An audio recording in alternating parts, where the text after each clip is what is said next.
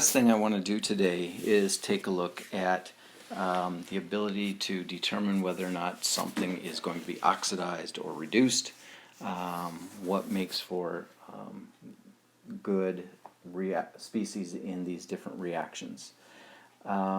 If I look at the table of reduction potentials in Appendix L, I can find that any species that has a negative potential will reduce 2 hydrogen ions to H2. Any positive species, any positive E0 value will not allow H plus to be reduced to H2. So in every case, I'm looking at, can this reaction happen, right? The reduction of H plus to H2. In other words, can oxidation happen on the other thing? So if I were to take a look back in Appendix L, I can find Mg2 plus 2 electrons goes to Mg solid, and the potential on that is negative 2.372 volts, right?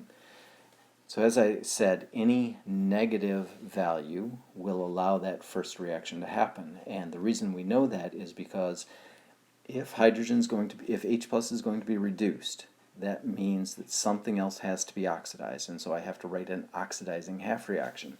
Well, the oxidizing half reaction is the reaction of magnesium going to magnesium 2 plus 2 electrons.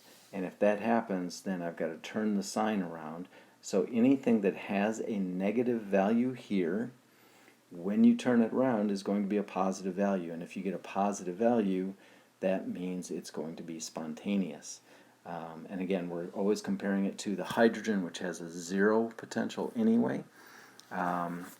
This is my reduction half reaction up here, and this is my oxidation half reaction down here. We would say that the magnesium in this case is being oxidized. The H plus is being reduced.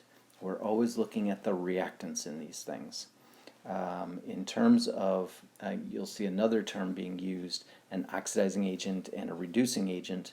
The agents are what allows something else to happen. So a travel agent is not someone who travels, not necessarily. Real estate agent is not the one buying the house, right?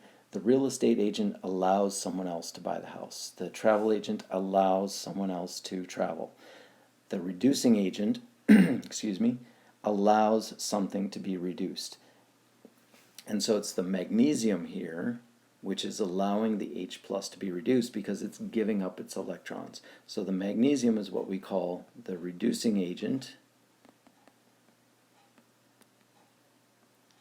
and the H plus is the oxidizing agent. It is allowing the magnesium to become oxidized.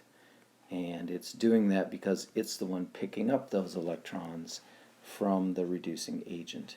Again, the agents are always in the reactants. Oftentimes I've got students who want to pick H2 or Mg2 plus as the thing being oxidized or reduced, the thing being the reducing agent or the oxidizing agent. The products are never the ones that are the agents, nor are they the ones being oxidized or reduced.